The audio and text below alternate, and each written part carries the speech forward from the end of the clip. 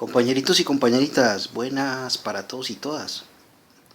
Compañeros, el tema de hoy tiene el siguiente nombre.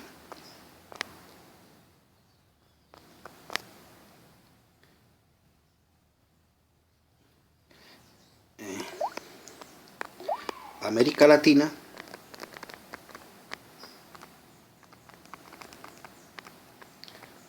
versus europeocentrismo.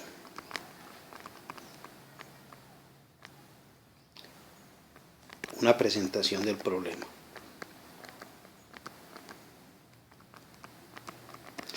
Bueno, compañeros y compañeras, este asunto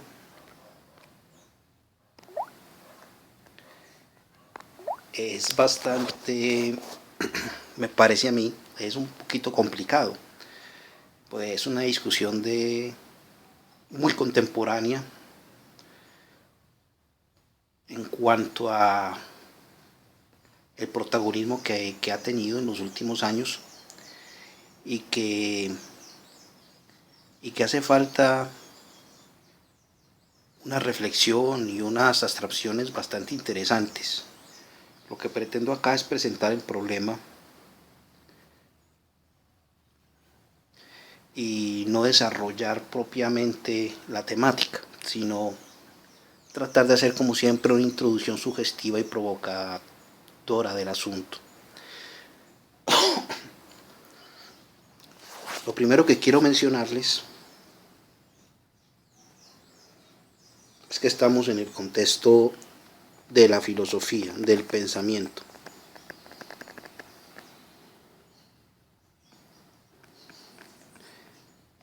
O sea, este tema de América Latina versus eurocentrismo estamos tratando en el contexto del pensamiento filosófico.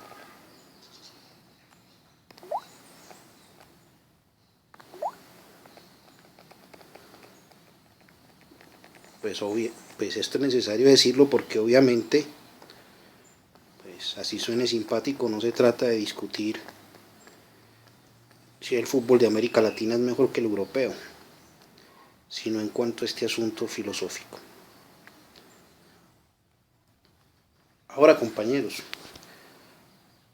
acá surge la primera inquietud que uno debe considerar, es la pertinencia de un pensamiento latinoamericano. Es decir, si la filosofía, si el pensamiento filosófico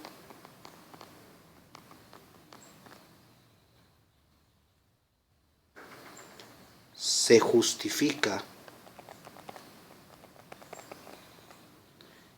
diferente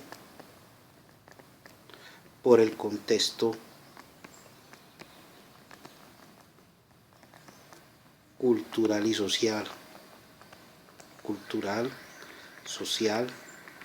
histórico, político. Explico esto. Normalmente, la filosofía europea, la filosofía occidental, la filosofía europea hace parte del pensamiento occidental, tiene la pretensión de universalidad.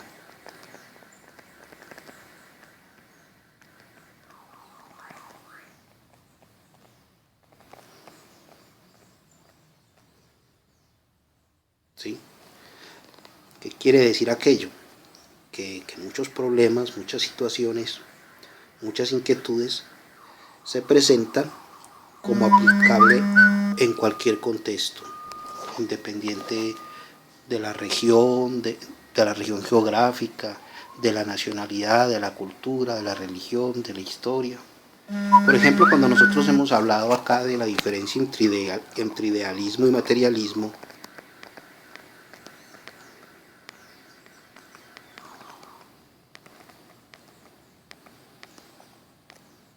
que es un debate que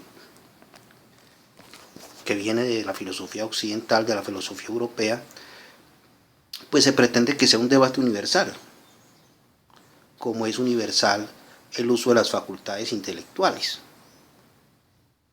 Que ese problema pueda ser discernido y discutido independiente del contexto sociocultural. ¿Sí?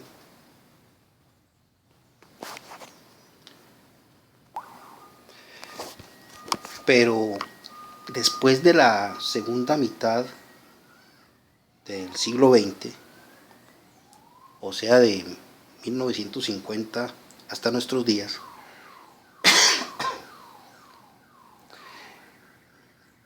empezó a hacer carrera una discusión y un conjunto de ideas filosóficas provenientes de distintas escuelas, que sería un poquito engorroso explicarlas, pero digamos en términos generales provenientes de diversas escuelas de pensamiento, inclusive de distintas disciplinas sociales, que genéricamente denominan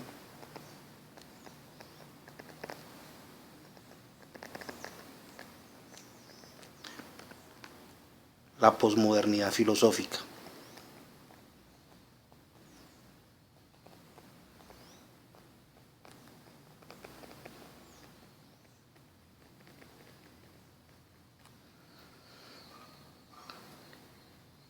Esta posmodernidad filosófica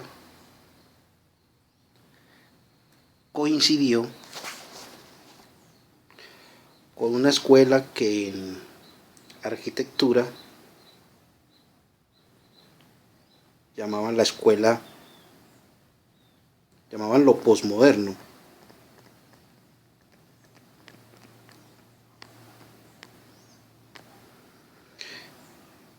En la arquitectura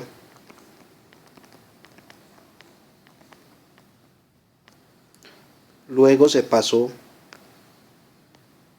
a considerar la categoría posmoderno en la sociedad y pasó a llamarse postmodernidad,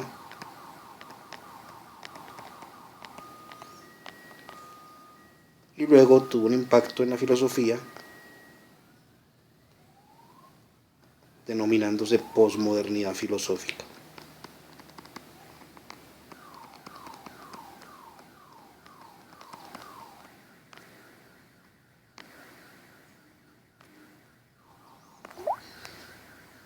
Lo posmoderno en la arquitectura está fuera del alcance de este curso, entre otras cosas porque muy poco entiendo sobre eso.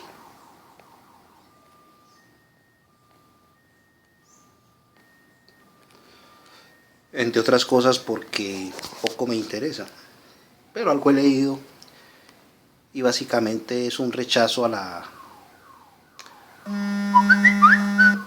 algunas formas de hacer arte que se identificaban con la modernidad. La sociedad posmoderna, que son estudios de tipo sociológico, si viene al cuento explicarlo para este curso. Y para eso necesitamos entender qué se entiende a grandes rasgos por modernidad.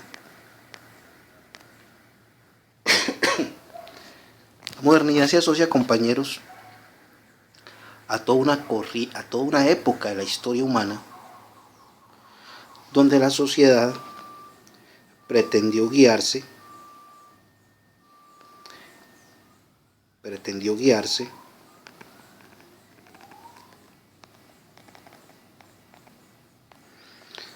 por un rechazo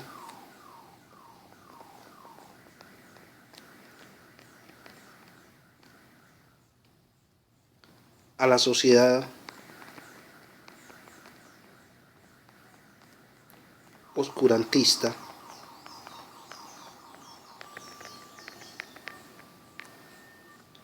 y teológica de la Edad Media.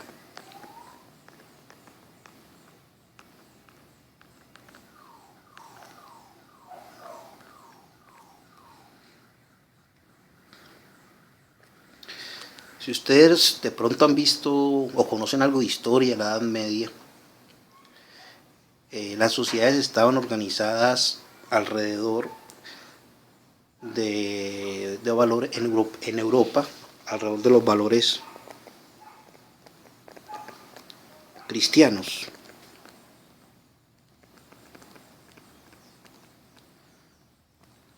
Fueran católicos en gran parte y de la Europa protestante.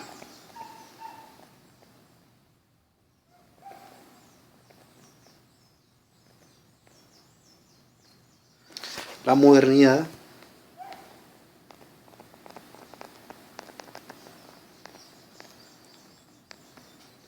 colocó como valores universales o propuso como valores universales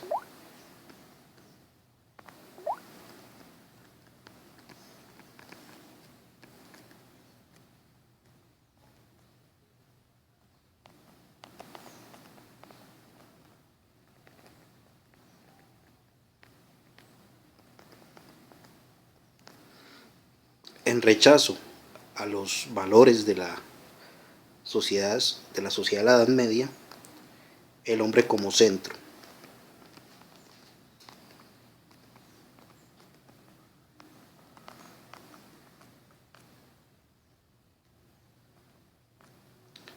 Libertad, ciencia y progreso.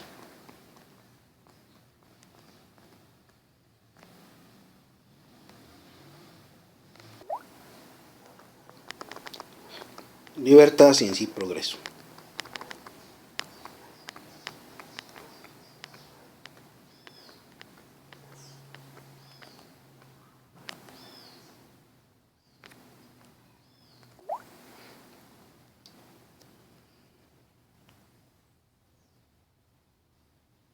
Bueno, compañeros, libertad, ciencia y progreso. Discúlpenme que me equivoqué acá. Continuemos arriba en la página donde es. Acontece que esos ideales, libertad, ciencia y progreso, acompañaron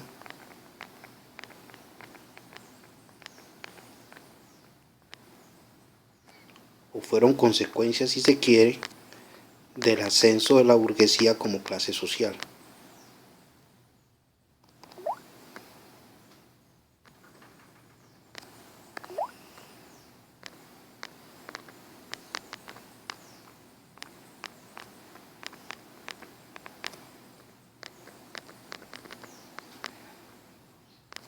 ¿Sí? Estos valores fueron denunciados o fueron tratados en buena parte como valores ideológicos. La libertad casi siempre ha significado la libertad de comerciar, la libertad de la propiedad privada, la libertad de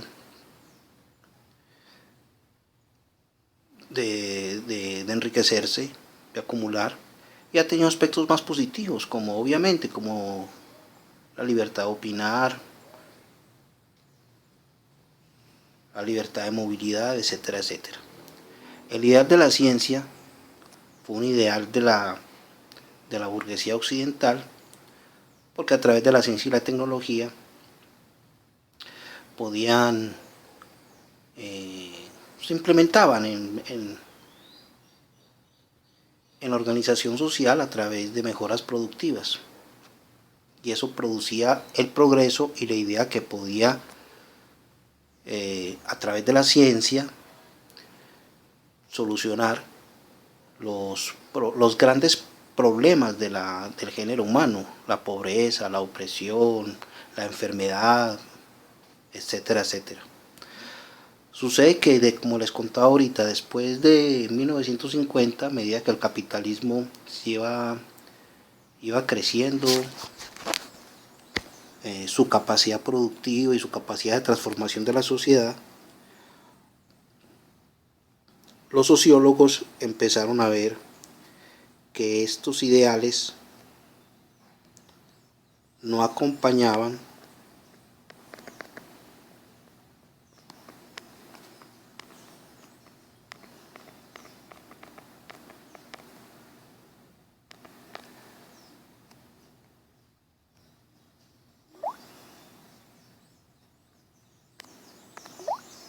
realmente al capitalismo,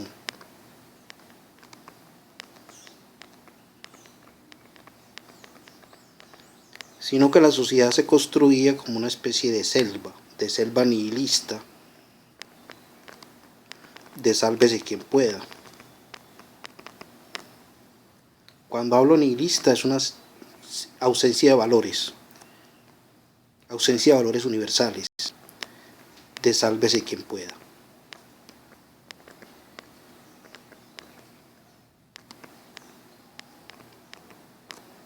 Consumismo,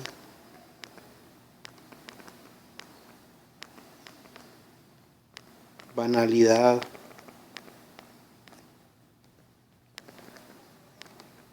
alienación, parecía ser la guía y la orientación cultural de las sociedades occidentales, más que los ideales de libertad, ciencia y progreso. Y la ciencia, en efecto, parecía que no avanzaba mucho en solucionar esas dificultades. Por el contrario, en la Primera y Segunda Guerra Mundial,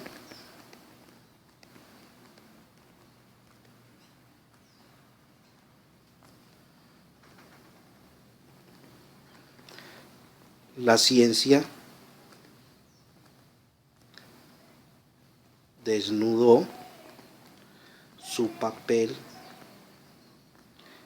instrumentalizado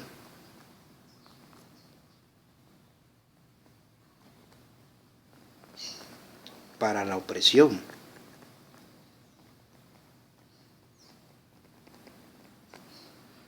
El caso que normalmente se coloca como un ejemplo pues muy singular, pero es solamente un ejemplo, es que ya mencioné en algún video, sobre todo en el de filosofía y religión, fue el campo de concentración de Auschwitz, donde la ciencia y la tecnología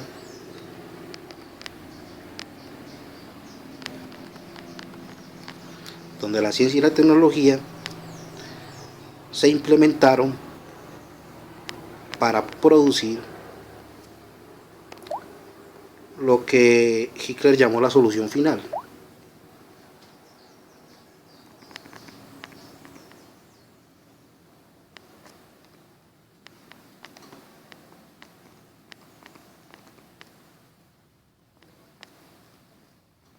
La muerte en masa de los judíos,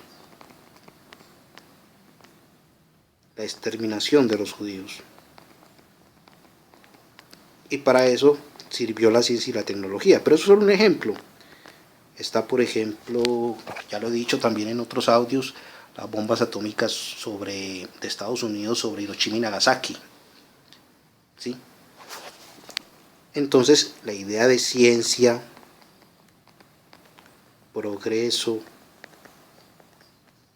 libertad,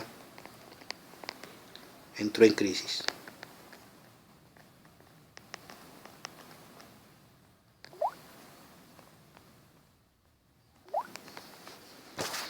Entró en crisis, obviamente, en el campo de la sociología, ¿no?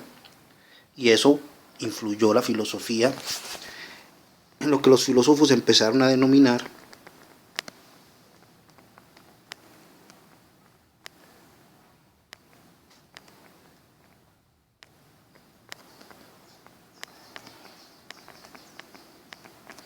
la crisis de los paradigmas.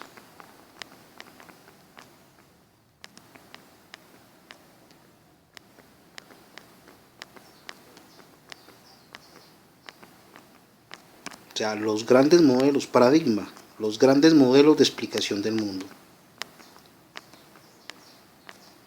social.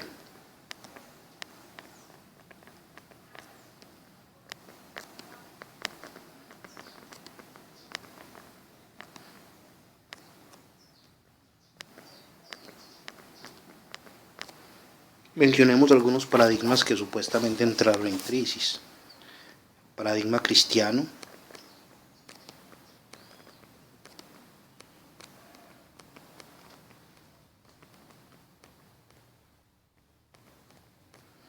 el paradigma liberal y el paradigma socialista. Supuestamente, estos autores consideraban que estos grandes ideales de la humanidad habían entrado en crisis en la sociedad humana y que se demostraban como discursos, según ellos, discursos parciales.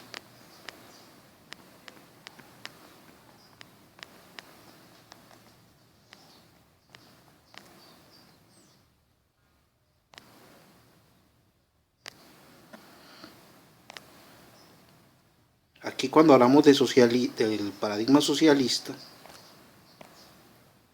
recordemos que en la época del socialismo que estaba en uso mayormente era el socialismo de Europa del Este, ¿no? Llamado por algunos socialismo burocrático, por otros socialismo real.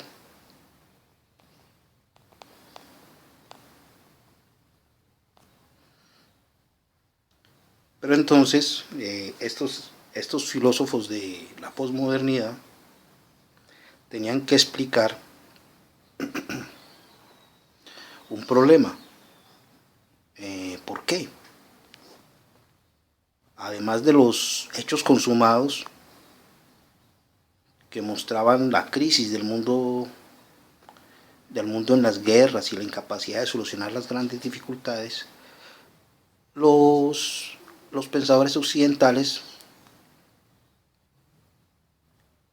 empezaron a hacer una revolución nociológica.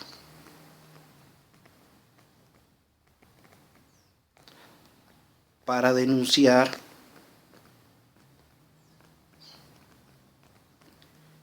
que la epistemología de la ciencia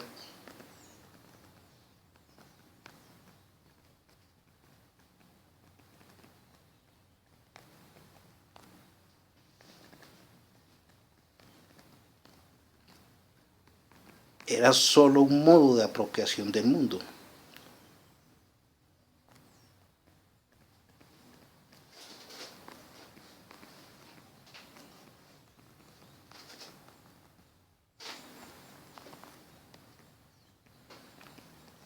Con esto básicamente proponían que el saber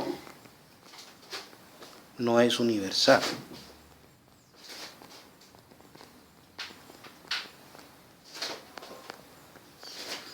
Cuando hablamos de nociología, revolución nociológica, cuando hablamos de nociología, acuérdense que la nociología es la parte de la filosofía que trata sobre el conocimiento, sobre la teoría del conocimiento. Y la epistemología es una parte de la nociología que trata sobre el conocimiento científico. ¿Sí?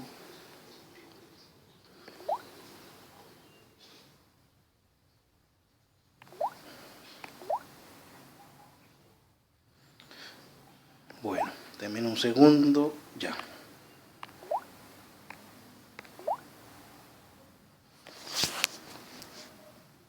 Entonces la filosofía posmoderna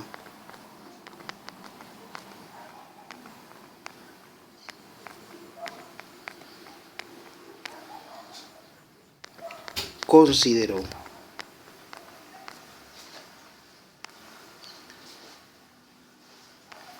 que el conocimiento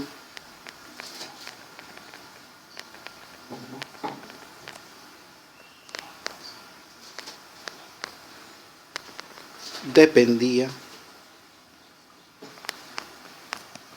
del contexto sociocultural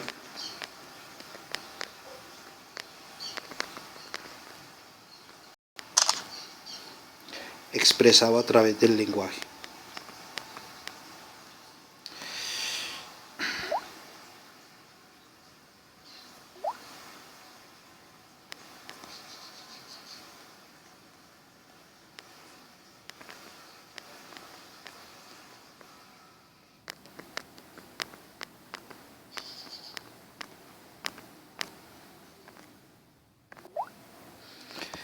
Esto en En expresión de los filósofos de la posmodernidad,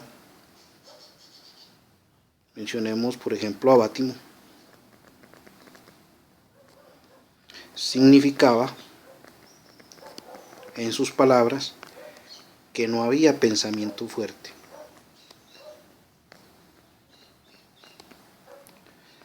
que no había pensamiento universal,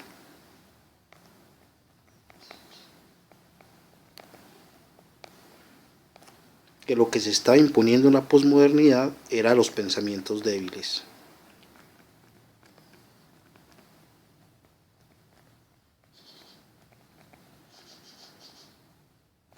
El pensamiento fuerte es el de los grandes paradigmas que ya mencionamos. El pensamiento débil es el pensamiento de los particularismos.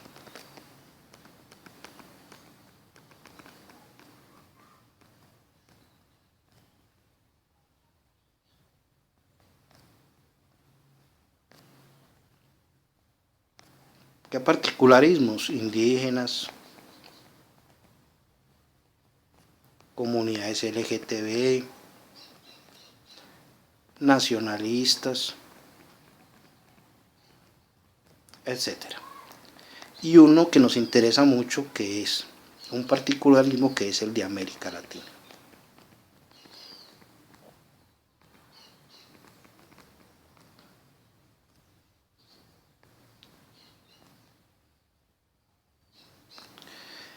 En conclusión, uno de los problemas que afrontamos cuando hablamos de pensamiento en América Latina, pensamiento filosófico en América Latina,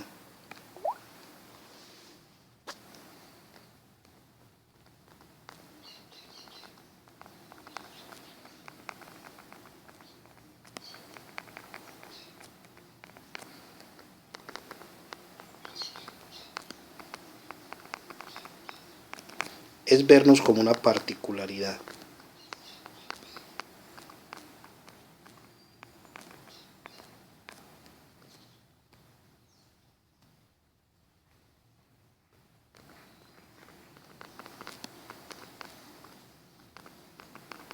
Esta particularidad tiene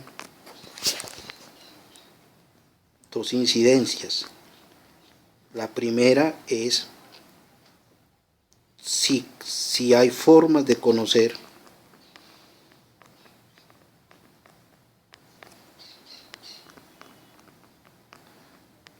en América Latina particulares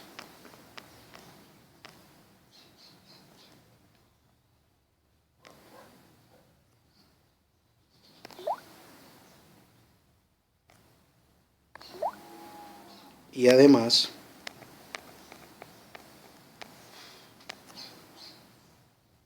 Luis,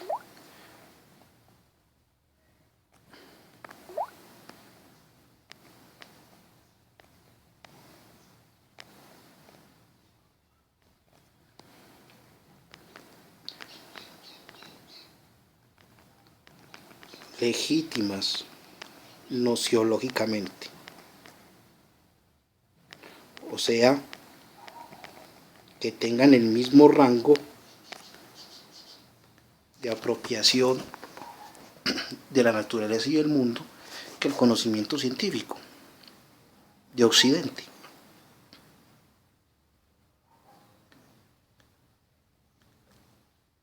El otro aspecto de este particularismo, este sería un problema de conocimiento, y el otro aspecto sería las diferencias sociales, políticas, históricas, de todo tipo que tiene América Latina.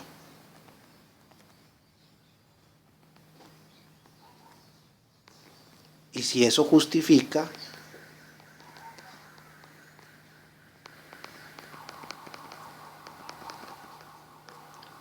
una apropiación particular, filosófica. Pongamos dos ejemplos en cada uno de estos ítems. En el primero, si hay formas de conocer en América Latina particulares, pensemos en el conocimiento de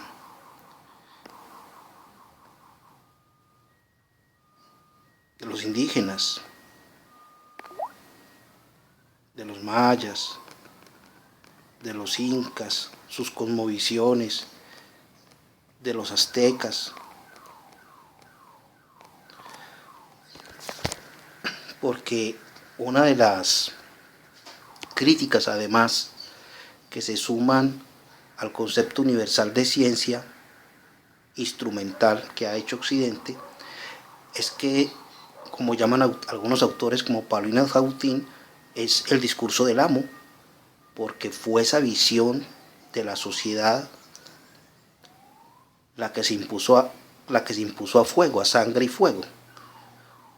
El pensamiento maya, inca, azteca y todos los pensamientos subalternos, no solo en América Latina, sino en Asia, en África, fueron físicamente exterminados. Y luego que fueron físicamente exterminados, llegó el discurso del amo con un lenguaje universal a proponer a estas culturas que habían sido oprimidas y aplastadas cómo ser en el mundo. Entonces este sería el primer ejemplo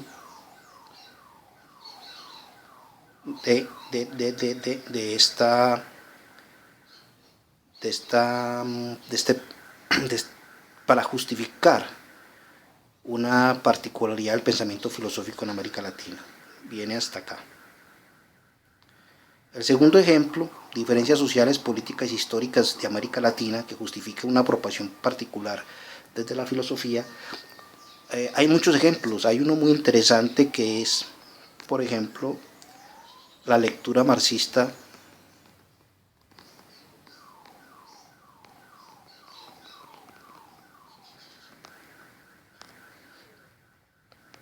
del papel del indio en del papel indígena en la lucha de clases.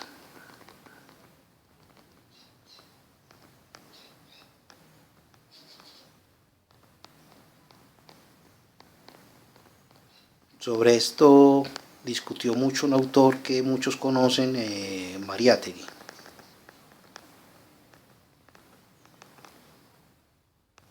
Recordemos que en ese marxismo de América Latina los indígenas fueron catalogados como ejército de reserva, utilizando categorías marxistas, ¿no? Ejército de reserva o lumpenproletariado.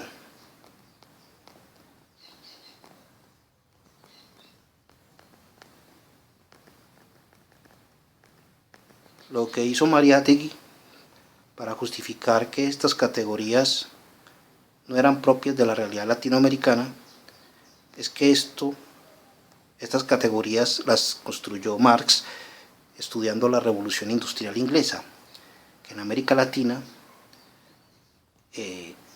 la historia económica había sido muy diferente y que inclusive no habíamos pasado por una etapa propiamente feudal, y que los indígenas, su cultura y su papel estaba mucho más allá de ser un lumpenproletariado. ¿Sí? Ahora, ya luego de mencionado estas dos justificaciones del particularismo en América Latina, estos dos asuntos, para entender la legitimidad de un pensamiento propio en América Latina, el que es mucho más difícil de tratar y a mi modo de ver es este de acá, que es de teoría del conocimiento.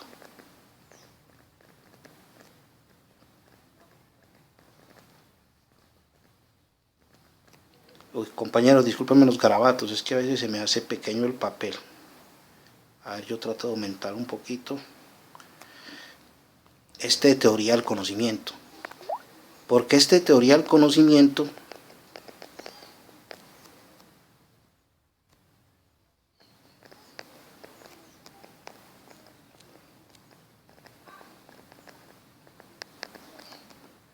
este que hemos mencionado, que le da el mismo rango a la objetividad de la ciencia y a los pensamientos llamados por el discurso débiles,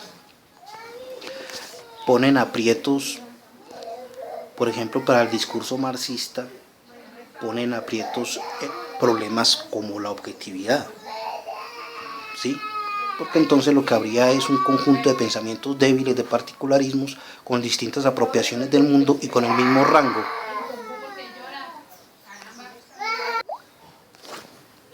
Este segundo de las particularidades históricas de América Latina,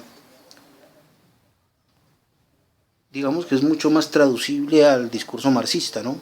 Porque de todas maneras el marxismo se presenta como un método que debe ir a la praxis y adaptarse a las particularidades del entorno sociohistórico.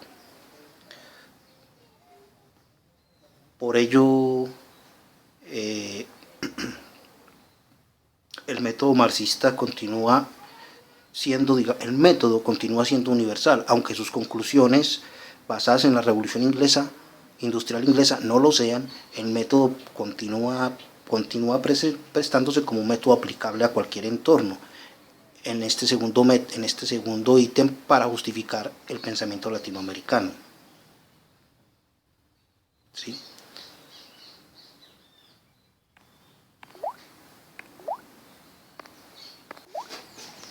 Bueno, compañeros, en cuanto al problema más importante que he mencionado, el problema nociológico, o sea, de teoría del conocimiento,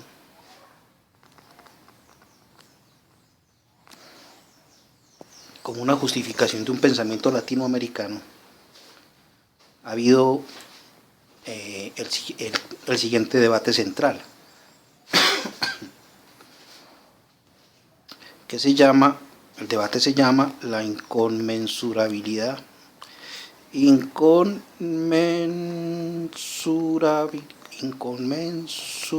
Es que hasta las palabras es difícil escribirlas. Inconmensurabilidad de los lenguajes.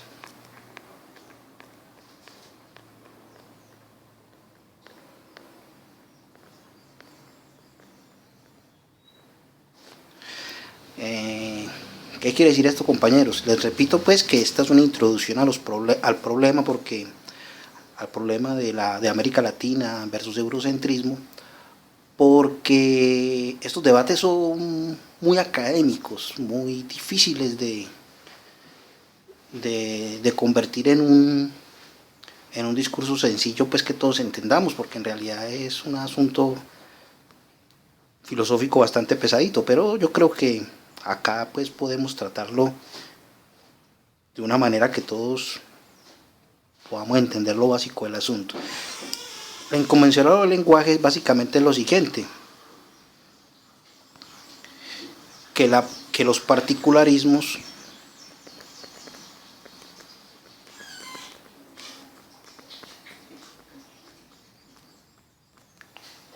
no son traducibles.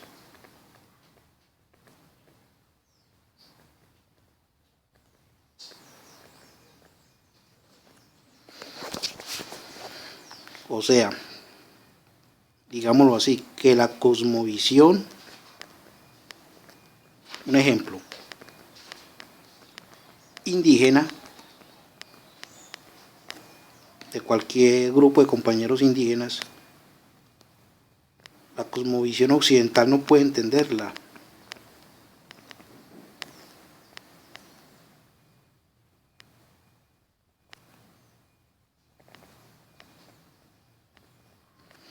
Había un filósofo que explicaba esto con un ejemplo muy curioso, un filósofo que se llamaba Wittgenstein.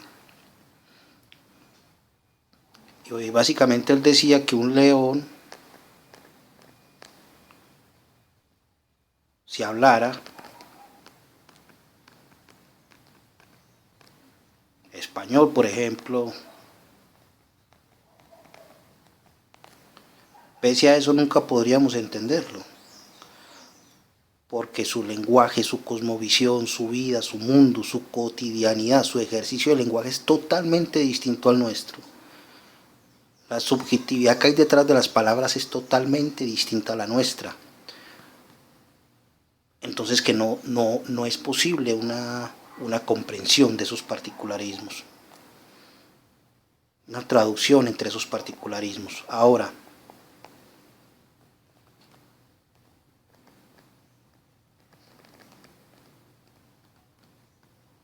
en América Latina,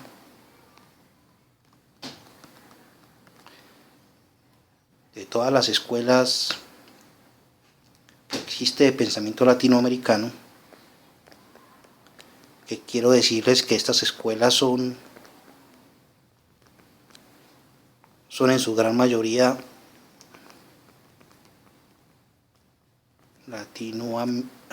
latinoamericano, que estas escuelas quiero decirles que son de pensamiento crítico. ¿Qué quiero decir con eso? O sea, que son discursos que abogan por un cambio en las estructuras sociales y políticas.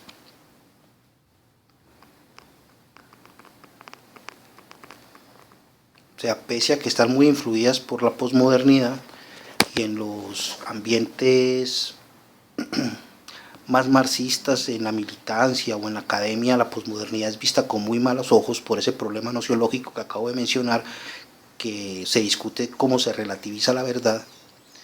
Pese a eso, son escuelas que son muy militantes en la construcción de alternativas socialistas en América Latina.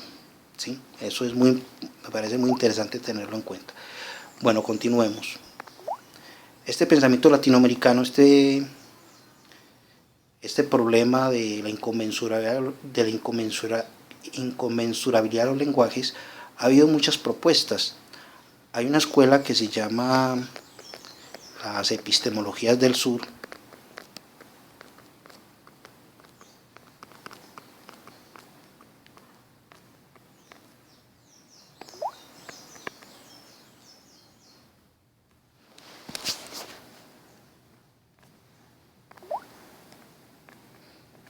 que propone un diálogo entre los particularismos.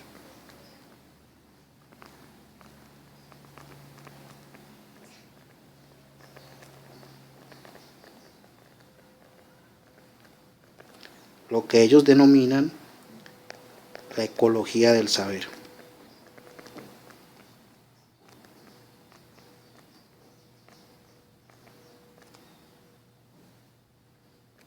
¿Sí?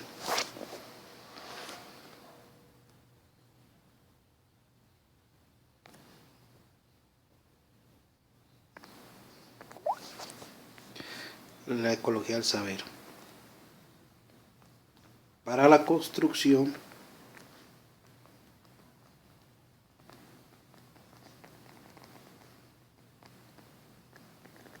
de intelectuales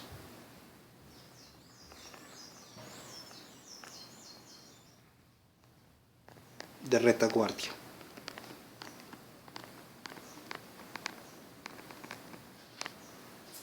Estos intelectuales de retaguardia no son como los intelectuales de vanguardia que definía, por ejemplo, el marxismo, ¿no?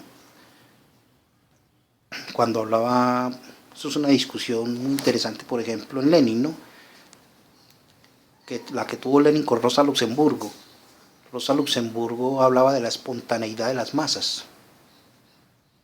Lenin hablaba que los intelectuales tenían un papel orientando las masas, dándole un sentido a la militancia política, digámoslo en términos coloquiales, que fuera más allá del problema de estómago. ¿Sí? Que para darle un sentido político de praxis al problema de estómago que tenía la conciencia del proletariado, debía existir los intelectuales de vanguardia, que le daban ese sentido político y transformador. Esos intelectuales de vanguardia se parecen mucho a lo que luego Gramsci discutió como intelectuales orgánicos, ¿sí? Pero por ejemplo Rosa Luxemburgo hablaba era de la posibilidad de las masas, de la espontaneidad de las masas. Pero bueno, eso es un debate que no viene a nuestro cuento. El hecho es de que los intelectuales de retaguardia no están construyendo, se parecen más al intelectual orgánico de Gramsci, porque están con los vencidos. Deben de estar construyendo praxis en los sitios más difíciles para la militancia política.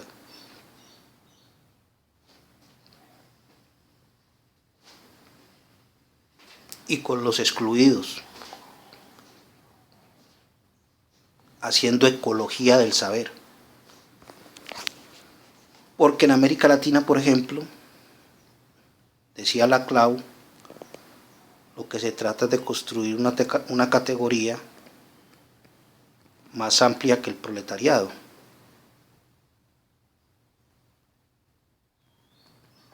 Más abarcadora que el proletariado.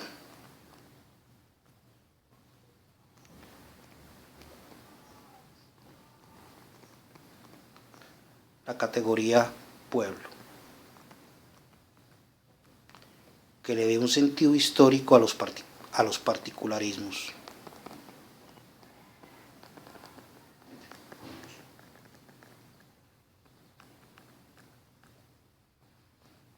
¿Qué particularismos? Indígenas, LGTB, pues todo lo que hay, muchachos, que ustedes saben más que yo. Que lucha por particularismos. Que los que les cortaron el agua, que los que les cortaron la luz, la lucha de la mujer, no hablaba de la lucha de la mujer, la lucha de las mujeres, todo eso. ¿Sí? Para construir una categoría más amplia, categoría pueblo. Ahora, en América Latina, de acuerdo a toda esta concepción de las epistemologías del sur, existen, según ellos, siguen existiendo preguntas fuertes.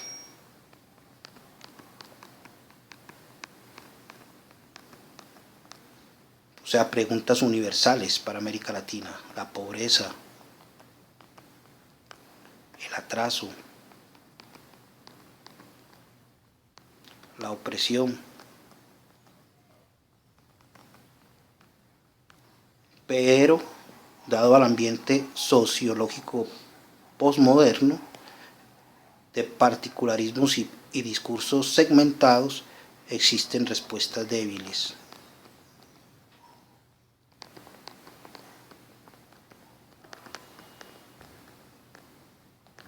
Ellos proponen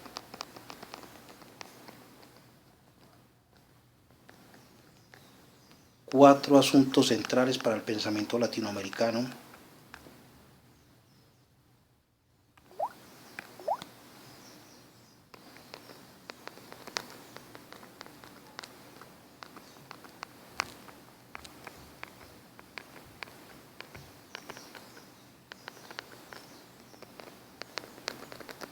En oposición al europeocentrismo.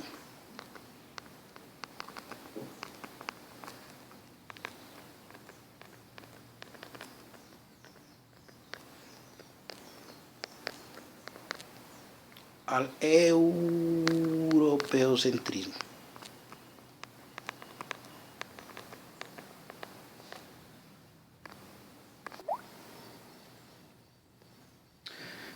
Bueno, primero, la reflexión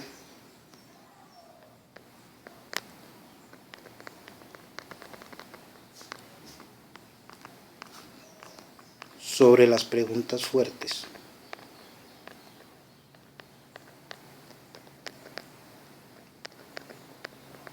O sea, hablar del atraso en América Latina, de la pobreza en América Latina, qué características particulares tiene, etcétera, etcétera. Y la relación con las respuestas débiles, o sea, con las respuestas de los particularismos.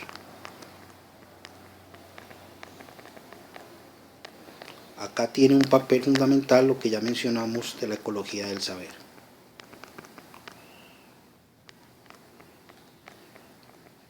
Que básicamente dice que es necesario políticamente el diálogo entre particularismos. Como ya mencionamos en ese discurso, en ese debate sobre la inconmensurabilidad de los lenguajes, ¿sí? Hay que hacer diálogo. Y esto es muy importante para la comprensión de nuestro contexto político de movimientos sociales, que supuestamente es una característica de un ambiente posmoderno donde los movimientos sociales clásicos, obreros, campesinos y estudiantes, han perdido centralidad y se ha contextualizado un entorno de nuevos movimientos sociales mucho más extenso y complejo. Bueno, este sería el primer problema. El segundo problema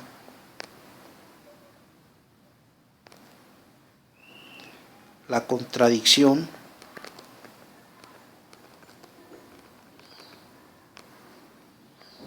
entre medidas urgentes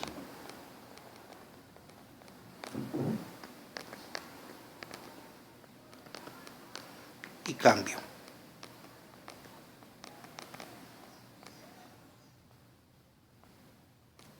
¿Sí? Un ejemplo, compañeros, un ejemplo, la relación de los indígenas ecuatorianos con el gobierno progresista de Correa, o de los movimientos indígenas con el gobierno progresista de Evo Morales.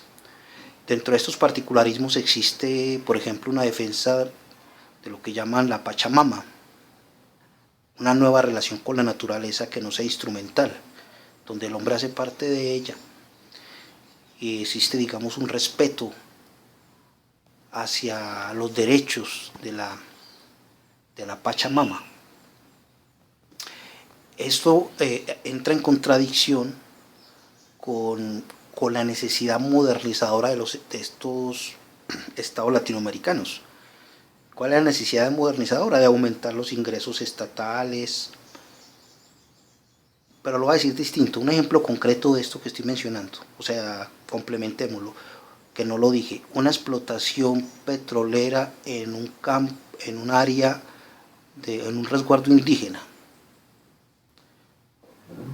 O la dificultad que tuvo el gobierno de Correa para dialogar con los indígenas que se oponían a esa explotación petrolífera, o una carretera que pasaba en Bolivia por un territorio ancestral indígena y la oposición de los indígenas a que esa carretera se construyera. ¿Sí? Ahí hay una contradicción entre medidas urgentes, ¿sí? Y cambio, el cambio modernizador, liberal, que considera que el Estado tiene una idea de progreso y desarrollo, es una idea de progreso y desarrollo que es occidental, industrial, una idea de progreso y desarrollo moderno.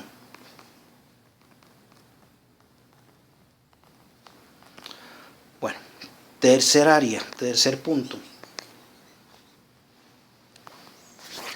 lo que llaman la pérdida de los sustantivos.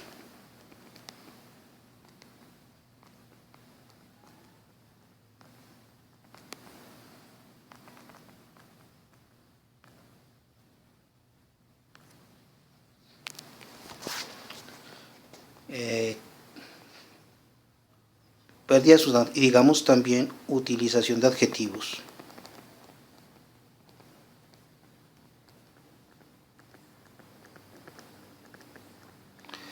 A eso me refiero a lo siguiente: estos particularismos, por ejemplo, no utilizan en su discurso muchas veces palabras como socialismo, ¿sí? o expresiones como libertad,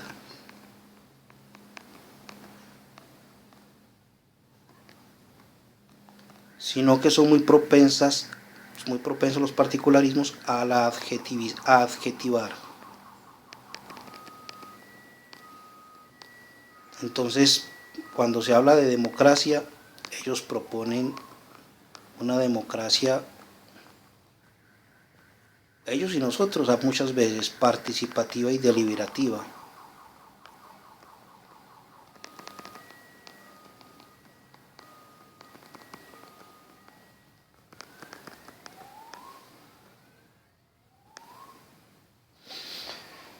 ¿Qué otro ejemplo se me ocurre?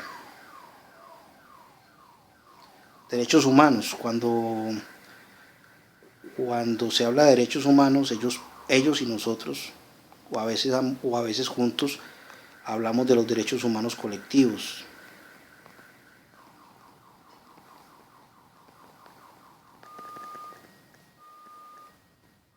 El cambio de los sustantivos por los adjetivos, en resumidas cuentas, lo que muestra es la dificultad de un proyecto.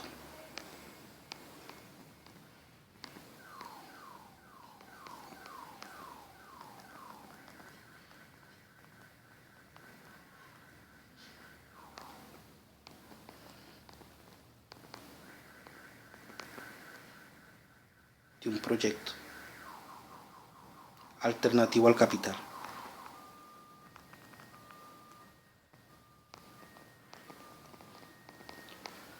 Y a la democracia liberal, ¿no?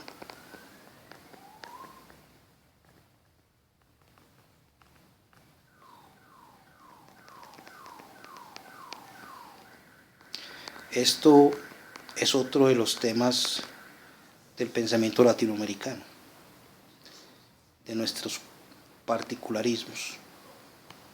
El cuarto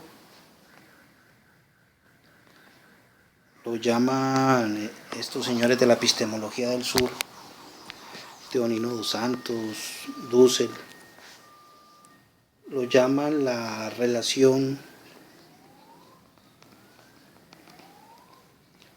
fantasmagórica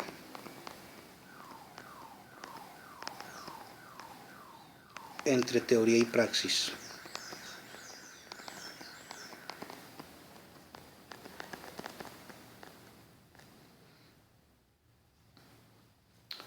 El principal ejemplo que mencionan es que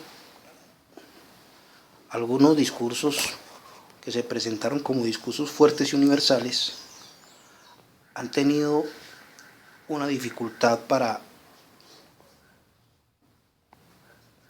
pasar de los dogmas teóricos a una praxis que en realidad sea un producto de una construcción teórica, de un análisis teórico relevante. Mencionan mucho el ejemplo de que en América Latina, durante muchos años, por ejemplo, el marxismo esperó que fuera el proletariado y el campesinado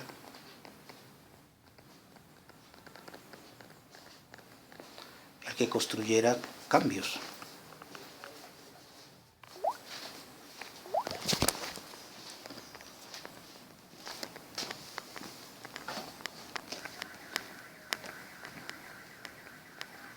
Y aunque de alguna manera han incidido, la praxis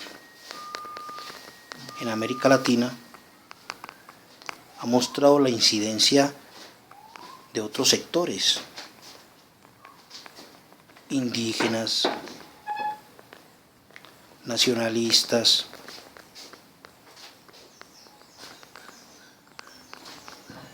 ciudadanos,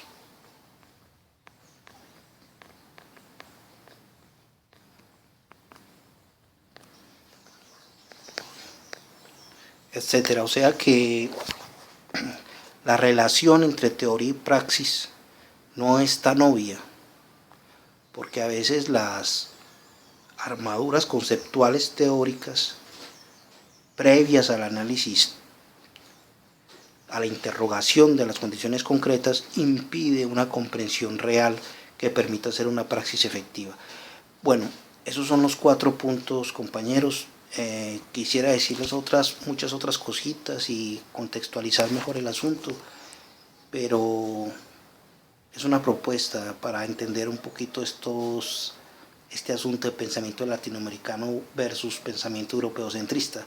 Espero que les guste. Discúlpeme si me enredé, si estuvo enredado. Un abrazo para todos y todas, los mejores deseos.